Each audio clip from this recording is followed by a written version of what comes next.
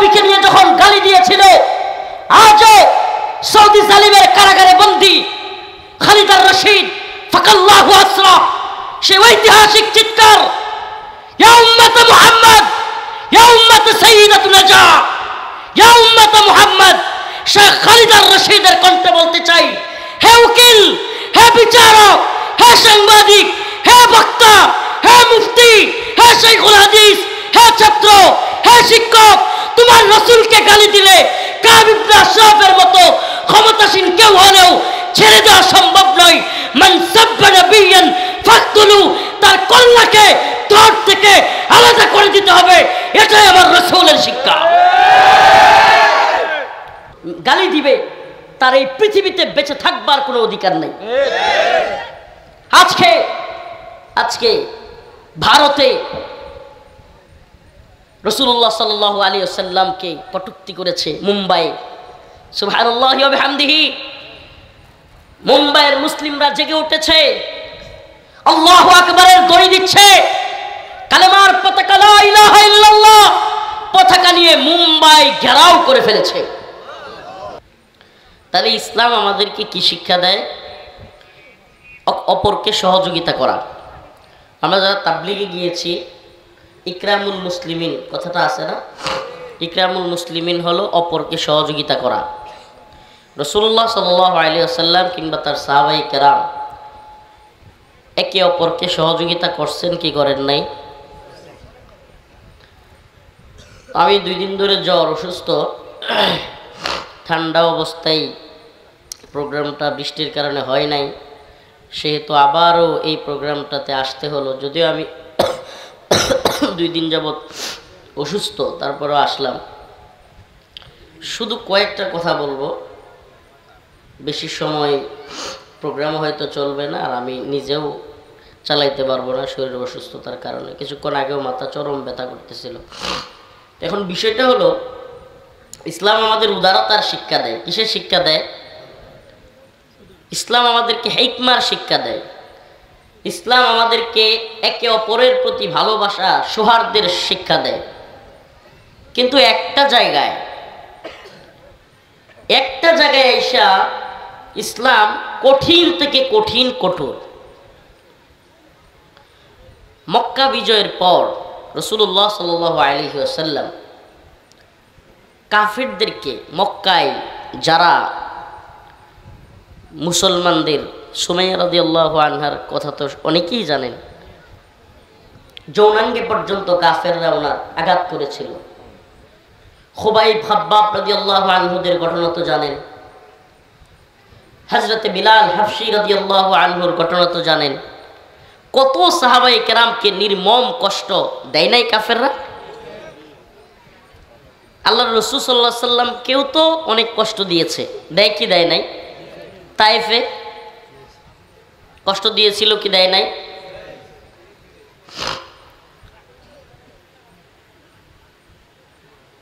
অথচ মক্কা বিজয়ের পর রাসূলুল্লাহ সাল্লাল্লাহু আলাইহি সাল্লাম সায়া দিছে, আপনাকে চলে যেতে বাধ্য করছে, আপনার জমি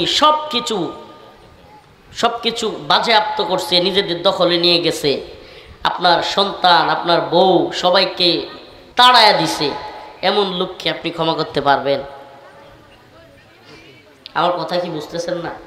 না বুঝাইতে পারতেছি না? পারবেন ক্ষমা করতে? সহজ এটা?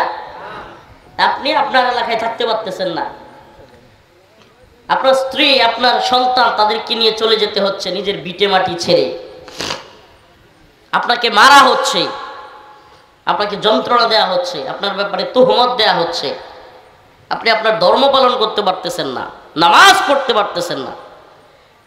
এমন অবস্থায় আপনি আবারও আপনার এলাকায় আসছেন বিজয়ী অবস্থায়। আজকাল বিএনপি তো পারে না, আওয়ামী লীগের যারা জুলুম করছিল এদেরকে ছাড়তে পারে? ধর 15 বছর খুব জ্বালাইছিলি, এটা ধর, কয় কি কয় না? এতটুকুই তো পারে না। অথচ আওয়ামী লীগের লোকেরা কি সব বিএনপির লোকেরা বাড়িঘর পুড়িয়ে দিছে? সব বাইরে বাড়ি থেকে বের করে দিছে? এটা আওয়ামী লীগও করে। সেম অবস্থাটা বাংলাদেশে। বিএনপি ক্ষমতায় থাকলে কিছুদিন থাইকা পরে চলে গেলে, আওয়ামী লীগ আসলে আওয়ামী লীগও বিএনপির এইরকম করে, করে কি করে না? এই প্র্যাকটিক্যাল উদাহরণ এই জন্য দিচ্ছি যে আমরা 5 বছর একটু হয়তো কাউকে কাউকে মামলা দিয়ে দেয়, কাউকে কাউকে একটু মাতবরি করে, কারো দরবারের মধ্যে কাউরে হয়তো একটু দমক মারে, বা এই টাইপের আচরণগুলোই তো আওয়ামী লীগ ছাত্রলীগ করছে। কি বলেন? এই অল্প কয়েক দিনের বাড়িঘর ছেড়ে যেতে হয় নাই, বাড়িঘর ছেড়ে দিতে হয় নাই, লাঞ্ছিত এত বেশি হওয়া লাগে নাই। কিন্তু বিএনপির কোন লোক এখন আওয়ামী লীগকে পারলে যেন মামলা দিয়া সব জেলে বলে দেয়। অথচ আমার আপনার নবী পয়গম্বর সরদারে দু আলম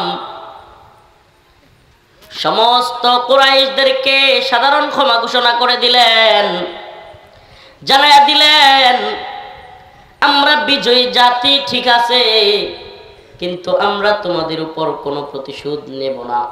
সুবহানাল্লাহ। একটু পর রাসূলুল্লাহ সাল্লাল্লাহু আলাইহি ওয়াসাল্লাম সাহাবায়ে কেরামকে বললেন, হে আমার সাহাবারা, এই ক্ষমা তো তাদের জন্য যারা জুলুম করেছে, অত্যাচার করেছে, যারা বিভিন্ন ধরনের আমাদের প্রতি জুলুম অত্যাচার করেছে, খারাপ কাজ করেছে। কিন্তু এমন কিছু ব্যক্তি আছে যাদেরকে আজকের এই মক্কা বিজয়ের পরেও ক্ষমা করা হবে না। এমন কিছু লোক আছে যাদেরকে আজকের মক্কা বিজয়ের পরেও কি করা হবে না। কয়েকজন লোককে আল্লাহ রাসূল ইস্তিসনা করে পৃথক করে বললেন, এদের শাস্তি হলো মৃত্যুদণ্ড। সুবহানাল্লাহ। এদের মধ্যে একজনের নাম হলো ইবনে কতল। কি নাম? ইবনে কতল। সাহাবায়ে কেরাম বলে, ইয়া রাসূলুল্লাহ, ইবনে কতল তো আপনার এই আদেশ শুইনা আপনার ভয়ে কাবার গিলাফ ধরে রাখছে। রাসূলুল্লাহ সাল্লাল্লাহু আলাইহি সাল্লাম বললেন, কাবার গিলাফ ধরে রাখলেও যারা নবী এবং তার রাসূলকে গালি দেয় তাদের শাস্তি হলো ওয়াজিবুল কতল, তাকে হত্যা করো। আপনি কল্পনা করতে পারেন ইসলাম এই ব্যাপারে কত কঠিন। সমস্ত ফুকাহায়ে কেরাম এই ব্যাপারে একমত, সমস্ত ইমামগণ এই ব্যাপারে একমত। যদি রাসূলুল্লাহ সাল্লাল্লাহু আলাইহি সাল্লামকে কেউ কটূক্তি করে, তার শানে কেউ বেয়াদবি করে, মান সাব্বা নাবিয়ান ফাকতুলু, তার শাস্তি হলো তাকে দর থেকে কল্লা ফেলে দেওয়া হবে। এক্ষেত্রে ইসলাম বড় কঠিন, উদারতা বুঝে না। এক্ষেত্রে ইসলামে কোনো উদারতার সুযোগ নেই, কূটনীতির সুযোগ নেই, বহির্বিশ্ব কি বলল দেখবার সুযোগ নেই। আমি তো একটা ঘটনা বললাম, আমি আরো অজস্র ঘটনা আপনাদেরকে শোনাতে পারবো। একটা হাদিস শোনাই, জাবির ইবনে আব্দুল্লাহ রাদিয়াল্লাহু আনহু হইতে বর্ণিত। তিনি বলেন, ক্বালা রাসূলুল্লাহ সাল্লাল্লাহু আলাইহি ওয়াসাল্লাম মান লিকাব ইবনুল আশরাফ, তোমাদের মধ্যে কে আছে যে কাব ইবনে আশরাফকে হত্যা করবে?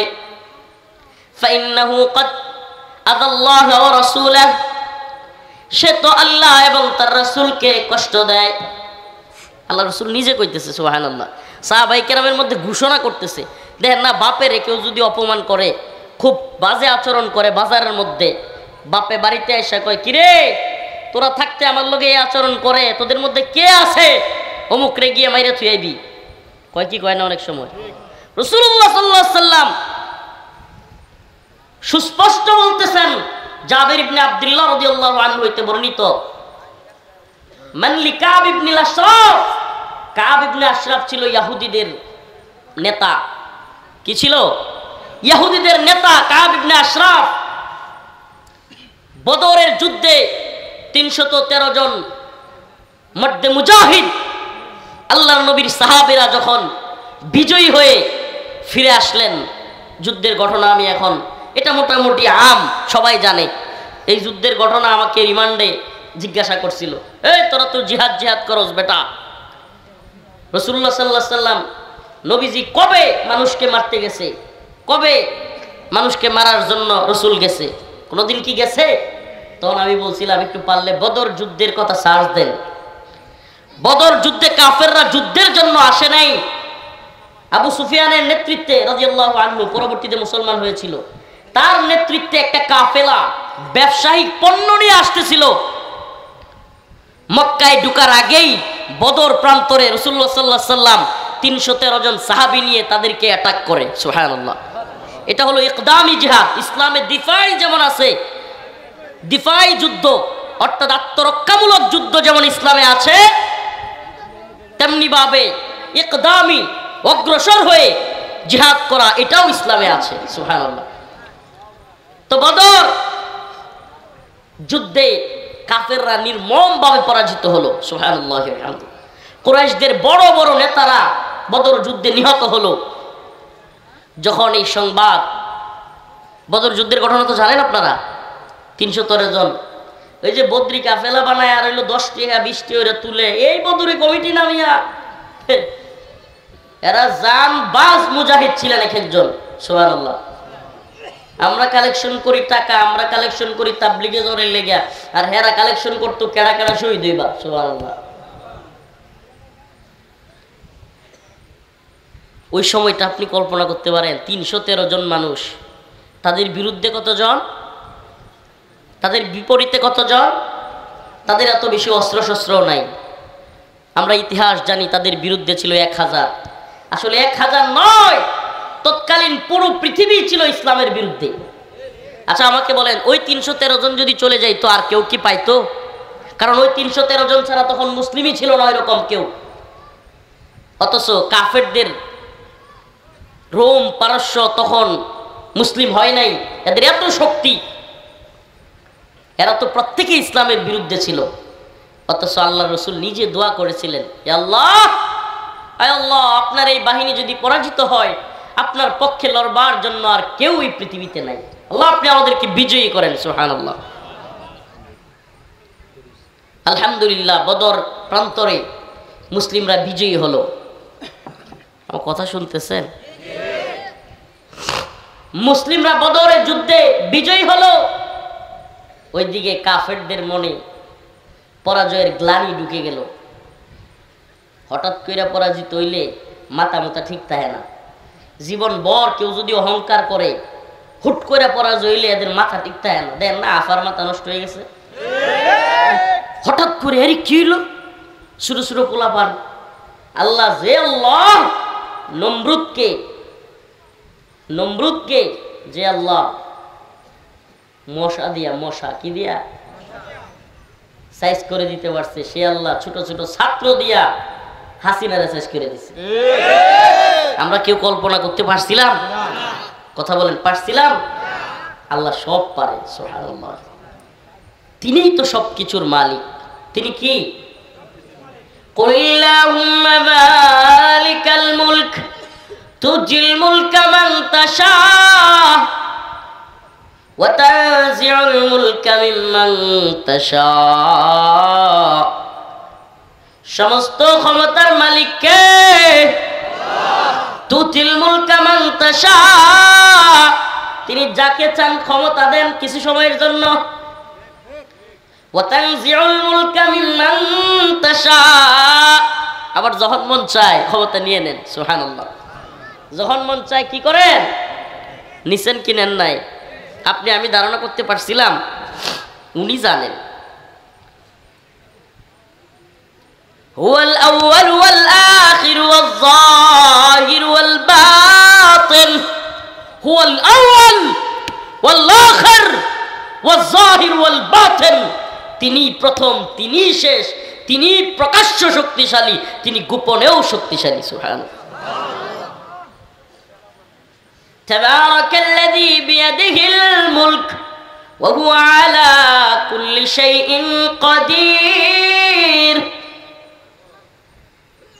আল্লাহু লা ইলাহা ইল্লা হুয়াল হাইয়ুল কাইয়্যুম। সুবহানাল্লাহ। সব ক্ষমতার মালিক তিনি হাইয়ুল কাইয়্যুম। তিনি জীবিত এবং পুরো পৃথিবীকে তিনি জীবিত রাখনেওয়ালা। সুবহানাল্লাহ। ওই আল্লাহ তিনি চাইলে ছোট্ট ছোট্ট দল দিয়া বড় বড় দানব, আদ, হুদ, এরা বিরাট বড় বড় জাতি ছিল, এদেরকে আল্লাহ সাইজ করে দিছে। সুবহানাল্লাহি ওয়া বিহামদিহি। কাম মিন ফিআতিন কালিলাহ গালাবাত ফিআতান কাসীরাতান বিইذনিল্লাহ। আল্লাহ বলেন, যদি কোনো ছোট্ট দল, একেবারে ছোট্ট দলও আল্লাহর উপর আস্থা এবং বিশ্বাস রেখে দাঁড়ায়া যায়, গালাবাত ফিয়াতান কাসীরাতান বিইذনিল্লাহ, বড় বড় দলের বিরুদ্ধে তারাই বিজয়ী হবে। সুবহানাল্লাহ। ইতিহাস সেটাই প্রমাণ করেছে। বদরে কি প্রমাণিত হয়েছে? কামান বিমান আর বড় বড় অস্ত্র দিয়ে বিজয় হয় না। বদর তো অনেক দূরের কথা। এই জামানার হাল জামানার কথা বলেন, 10 বছরের বাচ্চাও জানে 21 সালে আগস্ট মাস 15 তারিখ আফগান বিজয়ের কথা আপনারা ভুলে গেছেন? ওই লাল কুত্তা আমেরিকান বাহিনী পুরো Britain, America, Germany, France, Italy সকল রাষ্ট্র মিলে নেটো জোট গঠন করে আফগান মাটির সাথে মিশিয়ে দেওয়ার চেষ্টা করলো। এক একজনের কল্লার দাম নির্ধারণ করলো লক্ষ লক্ষ ডলার। $1 বনাম 120 টাকা, 50 লক্ষ ডলার একজনের কল্লার মূল্য। নাম তার সিরাজউদ্দিন হক্কানি হাফিজাহুল্লাহ। সিরাজউদ্দিন হক্কানির কল্লা নিবার আইসা নিজের আর কল্লা মাটিত লাগায়া নাকে খত দিয়ে আফগান থেকে বিদায় হইতে হয়েছে। শুধু কি তাই, এই আফগান মোল্লাকে আল্লাহ এমন চমকায়া দিছে, এখন আফগানের স্বরাষ্ট্রমন্ত্রী বানায় দিছে আল্লাহ তাকে। তাহলে কেউ চাইলেই, কোন জালেম চাইলেই ইসলামের শেষ করে দিতে পারে। বলতেছিলাম বদরে আচ্ছা মতো মাইর খাইছে।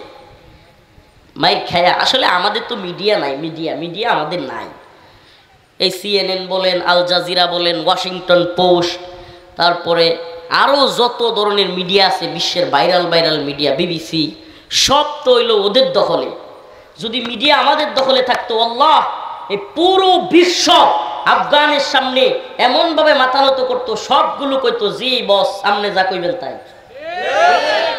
আপনি কল্পনা করতে পারেন আমেরিকা সহ পুরা নেটো জোট, পুরা নেটো হলো সামরিক একটা জোট, অস্ত্রের একটা জোট, কামান বিমান ড্রোন হেলিকপ্টার সব যাদের আছে, বিশ্বের শক্তিধর 48টা রাষ্ট্র, একটা দুইটা না, কয়টা? 48টা রাষ্ট্র মিলা গঠন করছে সেই জোট শেষ পর্যন্ত নাকে খত দিয়া বাবা মাপ চাই, আম ঘরে মাফ করে দাও, সাইরা দে মা কান্দাবাসী করে দৌড় দিছে। এর আগে কি 90-এর দশকে সোভিয়েত ইউনিয়ন, পৃথিবীর সবচাইতে বড় সুপার পাওয়ার যাদেরকে বলা হতো সোভিয়েত, বর্তমান রাশিয়া, সেই সোভিয়েত ইউনিয়নকে খান করে দিয়েছে সেই আফগান মোল্লারা। সুবহানাল্লাহ। এত চারটেকানি কথা না। মুসলিমরা বিজয়ী জাতি, মুসলিমদের ইমানের কারণে মুসলিমরা বিজয়ী, কিন্তু আমরা ইমানি শক্তিকে ভুলে গিয়ে জাগতিক শক্তিকে বড় করে দেখা শুরু করেছি। তো বদরের যুদ্ধে চরম মাইর খাইলো কাফেররা, আরে লাঞ্ছরা সহ্য করতে পারতেছে না, এমন মাইর খাইছে, হাই কি অবস্থা। দেখেন মাঝে মাঝে যে হাসিনার যেটি সাঙ্গপাঙ্গ গ্রেফতার হয়, এক একটা দেখবেন পলকের একটা ভিডিও খুব ভাইরাল হয়েছে, ইয়াতে উঠতেছে পলক, ওই যে জুনায়েদ আহমদ পলক, দেখবেন গাড়িতে উঠতেছে প্রিজন ভ্যানে, এমনি মাথা, দেখছেন না ভিডিওটা? আপনারা কেউ দেখেন নাই নাকি? এমনি মাথা আতাইতেছে, হায় রে কি হয়ে গেল গা, মানে এদের মাথা নষ্ট হয়ে গেছে। হায় কি থেকে কি হয়ে গেল? মন্ত্রী থেকে হঠাৎ করে হ্যান্ডকাপ, মন্ত্রীর থেকে হঠাৎ করে কি, পুলিশের প্রধান IGP থেকে হঠাৎ করে রিমান্ডে। হায় কাহিনী কি? সুবহানাল্লাহ। কি না পারেন। তো এদের মাথা যেমন নষ্ট হয়েছে, কাব ইবনে আশরাফের মাথা গেছে নষ্ট হইয়া। কাব ইবনে আশরাফ হলো ইহুদিদের নেতা। সে যখন শুনলো বদরে এত বড় মাইর খাইছে, কুরাইশদের আবু জাহেল সহ অনেক নেতারা মারা গেছে, তখন সে ক্ষেপে গেল। সে বদরের প্রতিশোধ নেওয়ার প্ল্যান করতেছে।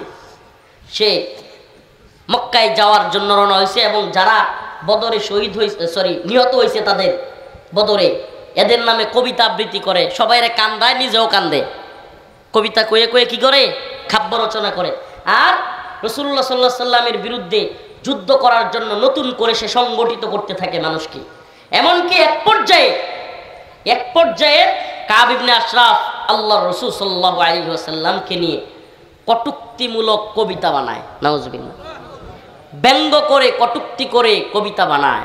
আর রাসূলুল্লাহ সাল্লাল্লাহু আলাইহি সাল্লামের কানে এই কথা যাওয়ার পর রাসূলুল্লাহ সাল্লাল্লাহু আলাইহি সাল্লাম বলে, মাল্লি কাব ইবনে আশরাফ, কে আছো কাব ইবনে আশরাফের কল্লা আমাকে এনে দিবে। সুবহানাল্লাহ। ফাইল অবলম্বন করা জায়েজ আছে। সুবহানাল্লাহ। কৌশল অবলম্বন করে প্রয়োজনে শিবির ছাত্রলীগের মধ্যে ঢুকে যায়।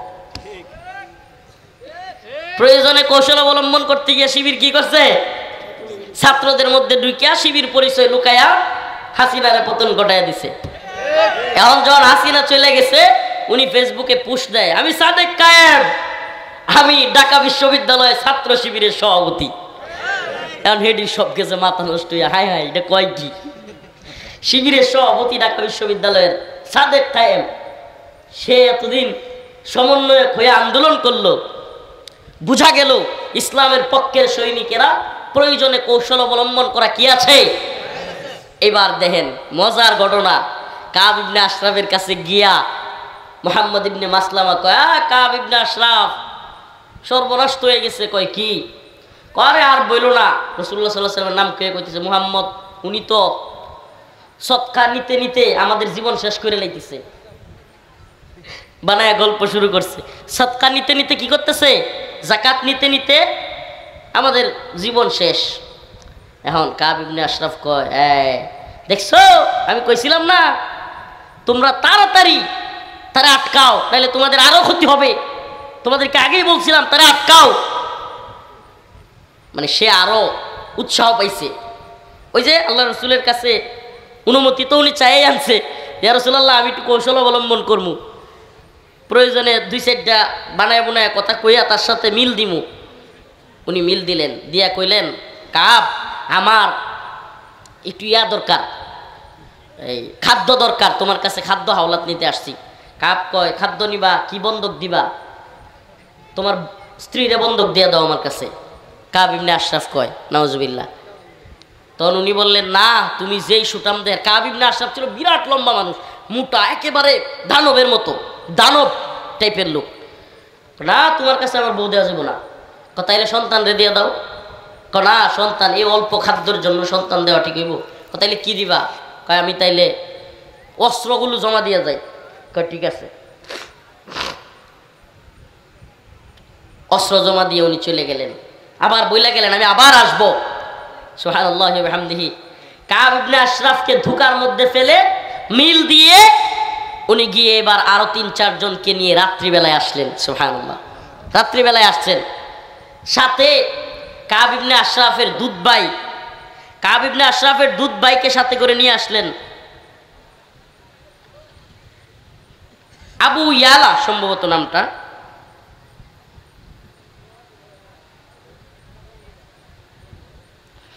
কাব ইবনে আশরাফের সেই দুধ ভাইকে নিয়ে উনি চলে আসলেন। এসা তার কাছে তখন কাব ইবনে আশরাফের বউ বলতেছে, এই রাত্রেবেলায় তুমি কোথায় যাইতেছো, ঝামেলা হইতে পারে। কাব ইবনে আশরাফ কয়, না কোনো সমস্যা নাই, ওখানে আমার ভাই আছে একজন। সে নিচে নাইমা আসলো, ঘর থেকে আসলো, বের হলো। তো এবার ওই প্ল্যান করে রাখছে আগে থেকে মুহাম্মদ ইবনে মাসলামা, প্ল্যান করে রাখছে রাদিয়াল্লাহু আনহু। কাব ইবনে আশরাফ আসার সাথে সাথে কাব ইবনে আশরাফ খুব সুগন্ধি দিত। কি দিত? চুলের মধ্যে কি দিত? সুগন্ধি দিত। উনি বললেন, কাব তোমার চুলগুলো একটু সুগন্ধিগুলো আমি একটু গ্রানগুলো শুকবো, গ্রানটা একটু দেখি। ওনার প্ল্যান হলো কাব যেই মোটা তাজা মানুষ, ওর সাথে মারামারি করে সহজে পারা যাবে না, ওরে মারতে হইলে বুদ্ধি দিয়ে মারতে হইব। আগে মিল দিছে, এখন কয় তোমার মাথার যে চুলে যে সুগন্ধি দিছো আমরা একটু একটু গ্রানটা নেই। কাপ তো খুব খুশি, মানে মানুষরা কিন্তু পাম দিলে বা এই যে কি কয়, যদি আপনি কন যে আরে তুমি তো সেই সুগন্ধি দিছো, আতরটা তো সেইছে। এখন মাথাটা কাছে নিয়ে দিছে, যেমনি মাথা কাছে নিয়ে দিছে, আগের থেকে মুহাম্মদ ইবনে মাসলামা ওনার বন্ধুদেরকে বলে রাখছি, ও মাথা দেওয়ার সাথে সাথে ওর চুল সহ পেঁচায় গার যে আমি ধরমু আর তোর আল্লাহু আকবার সুবহানাল্লাহ। কাব ইবনে আশরাফ বুদ্ধি শুদ্ধি কইরা ওরে করছে কি, যখনই মাথা কইছে যে ঠিক আছে সুগন্ধি তুমি একটু চেক করো, ওরে সুন্দর করে মুহাম্মদ ইবনে মাসলামা ধরছে। ধরার পরে এত জোরে ধরছে আর ওনার সহপাঠীরা আল্লাহু আকবার বলে কল্লা ফেলে দিছে। সুবহানাল্লাহি ওয়া বিহামদিহি। মান সাব্বা নাবিয়ান ফাকতুলু, সেই ডেনমার্কের আল্লাহর নবীকে নিয়ে যখন গালি দিয়েছিল, আজও সৌদি জালিমের কারাগারে বন্দী খালিদার রশিদ ফাকাল্লাহু আসরা, সে ঐতিহাসিক চিৎকার, ইয়া উম্মত মুহাম্মদ, ইয়া উম্মত সাইয়্যিদাতু নাজা, ইয়া উম্মত মুহাম্মদ। শেখ খালিদার রশিদের কণ্ঠে বলতে চাই, হে উকিল, হে বিচারক, হে সাংবাদিক, হে বক্তা, হে মুফতি, হে শাইখুল হাদিস, হে ছাত্র, হে শিক্ষক, তোমার রাসূলকে গালি দিলে কাব ইবনে আশরাফের মতো ক্ষমতাসীন কেউ হলেও ছেড়ে দেওয়া সম্ভব নয়। মান সাব্বা নাবিয়ান ফাকতুলু, তার কল্লাকে ত্বক থেকে আলাদা করে দিতে হবে। এটাই আমার রাসূলের শিক্ষা। শিক্ষা এটাই রাসূল সাল্লাল্লাহু আলাইহি সাল্লামের পক্ষ থেকে। আমার রাসূলকে কেউ হত্যা করবে, গালি দিবে, তার এই পৃথিবীতে বেঁচে থাকবার কোনো অধিকার নেই। আজকে ভারতে রাসূলুল্লাহ সাল্লাল্লাহু আলাইহি ওয়াসাল্লামকে কটূক্তি করেছে মুম্বাইয়ে।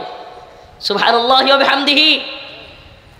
মুম্বাইয়ের মুসলিমরা জেগে উঠেছে, আল্লাহু আকবারের দড়ি দিচ্ছে, কালেমার পতাকা লা ইলাহা ইল্লাল্লাহ পতাকা নিয়ে মুম্বাই ঘেরাও করে ফেলেছে। এ বিজয় আমাদের। আল্লাহ, ও পৃথিবীবাসী, হে প্রিয় নেত্রকোনাবাসী, জেনে রাখো রাসূলের ভবিষ্যদ্বাণী শুনে নাও। ইসাবাতান মিন উম্মতি আহরাজাহুম আল্লাহু মিনান নার, ইসাবাতুন তাগজুল হিন্দা ওয়া ইসাবাতু মা ঈসা ইবনে মারইয়াম। তোমার আমার রাসূলের ঘোষণা, একটা যুদ্ধ হবে হিন্দুস্তানের হিন্দুত্ববাদী ব্রাহ্মণ্যবাদী তাগুতি শক্তির বিরুদ্ধে। মুসলিমদের একটা যুদ্ধ একেবারেই নিকটবর্তী। রাসূলুল্লাহ সাল্লাল্লাহু আলাইহি সাল্লাম ঘোষণা দিয়েছেন, ওই যুদ্ধে যারা শহীদ হবে তারা সবাই জান্নাতি। হযরত আবু হুরায়রা বলেন, ইয়া রাসূলুল্লাহ, গজওয়াতুল হিন্দে যদি আমি শরীক হতে পারি আমি কি করব? আল্লাহ রাসূল বলেন, তোমার জান মাল সব নিয়ে তুমি ঝাঁপিয়ে পড়বে। সুবহানাল্লাহি ওয়া বিহামদিহি। সাহাবায়ে কেরাম এই গজওয়াতুল হিন্দের স্বপ্ন দেখতেন। আমরাও স্বপ্ন দেখি, আমরাও স্বপ্ন দেখি কাঁটাতারের বেড়াই আমাদের মুসলিমদেরকে আর গুলি করে মারলে তোমাদেরকেও খুনি করে মারা হবে ইনশাআল্লাহ। তোমাদেরকেও আমরা জবাব দেওয়ার জন্য প্রস্তুত। আজকে চট্টগ্রামে, পার্বত্য চট্টগ্রামে এই ইসলাম বিদ্বেষী শক্তি একদিকে রাসূলুল্লাহ সাল্লাল্লাহু আলাইহি সাল্লামকে নিয়ে কটূক্তি করছে, বিজেপি নেতারা পর্যন্ত সেটার পক্ষে সাফাই গাইছে। আরেকদিকে চট্টগ্রামে ওদের কিছু দালাল এদেরকে পার্বত্য চট্টগ্রামে উস্কে দিয়েছে। এরা এখন বলে পার্বত্য চট্টগ্রাম অংশ নিয়ে তারা নাকি ভারতের সাথে মিশে যাবে। নাউজুবিল্লাহ। আমরাও বলি সেনা সদস্যদের লাশ আমরা আর দেখতে চাই না। আমরা আর কোন সেনা সদস্যের মায়ের চিৎকার, হাহাকার, ছোট্ট বাচ্চার করুণ কাহিনী দেখতে চাই না। আমরা রাষ্ট্রের যারা দায়িত্বশীল তাদেরকে বলবো, হাসিনা মুক্ত বাংলাদেশে ভারতের এই দালালদেরকে সাইজ করার সময় এসেছে। সেনাবাহিনীকে সর্বোচ্চ অথরিটি দেওয়া হোক, সেনাবাহিনী অপারেশনের জন্য অর্ডার দেওয়া হোক, পার্বত্য চট্টগ্রাম থেকে সমস্ত সন্ত্রাসীদেরকে মুক্ত করে বাংলাদেশের ভূখণ্ডকে রক্ষা করার জন্য। এ ব্যাপারে আপুসীন আয়াত কারিমা তিলাওয়াত করেছিলাম। কুল ইন কুনতুম তুহিব্বুনাল্লাহ ফাত্তাবিউনি। হে নবী, আপনি বলে দেন, যদি তোমরা আল্লাহকে ভালোবাসতে চাও তাহলে নবীর অনুসরণ করো। সুবহানাল্লাহি ওয়া বিহামদিহি। আল্লাহকে ভালোবাসতে চাইলে কার অনুসরণ করো? আমরা এতক্ষণের আলোচনায় যেটা বুঝলাম যে ইসলাম খুবই দরদি, খুবই মানুষের প্রতি সহানুভূতিশীল, কিন্তু রসুলকে গালি দিলে এই প্রশ্নে ইসলাম আপুসীন। এখানে কোনো কূটনীতির আশ্রয় নিলে চলবে না। বহির্বিশ্ব কি বলবে সেটা তখন ইসলাম শুনে না। সমস্ত ইমামগণ এ ব্যাপারে একমত, রাসূলুল্লাহ সাল্লাল্লাহু আলাইহি সাল্লামকে গালি দিলে তার শাস্তি মৃত্যুদণ্ড। কোন ইমাম তো এমনও বলেন যে দুনিয়ায় সে যদি তওবা করে তার তওবাও কবুল হবে না, তাকে হত্যা করা হবে। আখিরাতে গিয়ে আল্লাহ মাফ করলে করে দিবে। তো রাসূলুল্লাহ সাল্লাল্লাহু আলাইহি সাল্লামের হাদিস, লা ইউমিনু আহাদুকুম হাত্তা আকুনা আহাব্বা ইলাইহি মিন ওয়ালিদিহি ওয়া ওয়ালাদিহি ওয়ান নাসি আজমাইন। তোমরা ততক্ষণ খাঁটি মুমিন হইতে পারবা না যতক্ষণ রসুলকে তোমাদের সন্তান সন্ততি পিতা মাতা ওয়ান নাসি আজমাইন তোমরা সব মানুষ কিংবা সব কিছুর চাইতে বেশি ভালোবাসতে না পারবা, ততক্ষণ তোমরা কি হইতে পারবা না।